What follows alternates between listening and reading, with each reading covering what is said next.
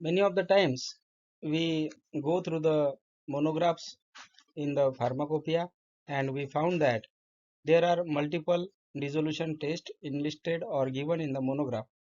So why this happens, and this video is the answer to these questions. Why monograph have multiple dissolution tests? We know that dissolution testing is a in vitro test and it is a performance test for the formulations. The dissolution test results provide the valuable insight and information for the in vivo behavior of the formulation. Many of the times, the formulations can be manufactured with different APIs, their forms, particle sizes, and different manufacturing techniques, different designs. And these are having the specific in vivo response. For the generic formulations, if there are certain patents related to the API, related to the composition and manufacturing process, then the generic manufacturers are required to use the different technology than the patented one.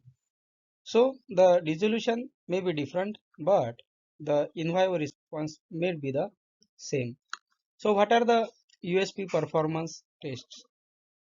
Performance tests are like disintegration, dissolution, drug release, and some other approved quality tests. For this video, I have taken example of USP monograph. So the information is like performance test in the USP monograph and approval from the FDA. These tests or performance tests ensure consistent performance for drug products in the US market. Now come to the question, why multiple dissolution tests are there? So reasons are like solubility challenges, polymorphic variations of the APIs, and the drug release mechanisms. Solubility challenges include the low soluble or poorly soluble APIs. BCS class 2 and 4 drugs often require solubility enhancement like micronization, co-crystallization, use of surfactants, and sometimes the use of solid dispersion technology. So each technique may need a different dissolution condition. This is the reason. Then polymorphic variations. So same drug may exist in different polymorphs and these polymorphs have the different solubility. So dissolution method must match the polymorphic form or should be specific to the polymorphic form. Then drug release mechanism. So there are different mechanisms like immediate release, delayed release, extended release, and design of the modified release formulation may vary from product to product for the same reference product.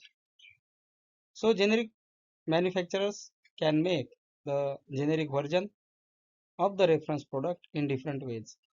Unique release profiles demand the tailored dissolution conditions. Also, depending on to the bioequivalence data, clinical batch data, the dissolution is set. Also, different dissolution show different biorelevance, so dissolution methods will be different. So how the multiple tests are managed in the monograph? So these are numbered as per test 1, test 2, test 3, and these are provided into the labeling part. So labeling usually refers to the test 1 by default, and only if another test is used like test 2, it must be labeled accordingly for the formulation. So you might be having a question that you need to run the all test or only one test can provide the required details or one test can suffice the requirement. So we are not requiring or there is no need to run all the tests. We need to evaluate all tests in the monograph, and if one works and it is discriminative, we need to verify it and validate it, and we can use it.